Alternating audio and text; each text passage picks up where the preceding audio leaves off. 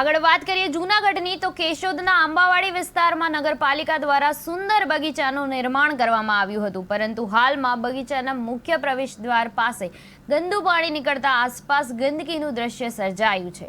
સ્થાનિક રહીશીઓ બગીચાની બહાર ઊભી થયેલી ગંદકી અંગે તાત્કાલિક કાર્યવાહી કરવાની માંગ નગરપાલિકા સામે કરી રહી છે।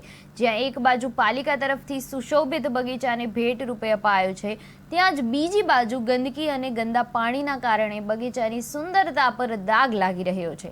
સ્થાનિકોએ પાલિકાને આવેદન કર્યું છે કે બગીચાની બહારની ગંદકી તાત્કાલિક સાફ કરીને સ્વચ્છતા જળવાઈ રહે તેવા પગલાં લેવામાં આવે।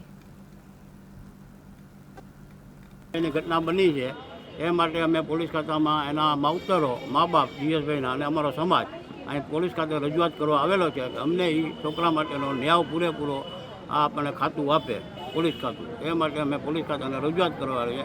નિર્દોષ છોકરો હતો, આવું કરી ન શકે। આ પણ એને શું ટોર્ચર છે, શું દબાણ છે એ અમને કોઈ જાતની ખબર નથી। એની ખાતાને પૂરેપૂરી તપાસ કરી અને અમને જાણ કરે અને એનો ન્યાય અમને પોલીસ ખાતું અપાવે। બહુ સરસ બનાવ્યો છે। તો બગીચામાં જે અંદર આવતા ત્યાં નીચે જે ગંદકીવાળો છે ને એ બહુ સાફ કરવો પડે એમ છે। ત્યાંથી મચ્છર અસંખ્ય છે। અત્યારે આટલી મેં જોયું, ગાડી પર રહી શકાય એમ નથી। એ એક ખાસ નગરપાલિકાને એટલી વિનંતી કે અહીંયા ટાઇલ્સ બાઇલ્સ નખાવી દો, કોઈક માંદા પડશે। બગીચો સારો છે તો બારોબારનું પાર્કિંગ બરોબર નથી, એ એક રજૂ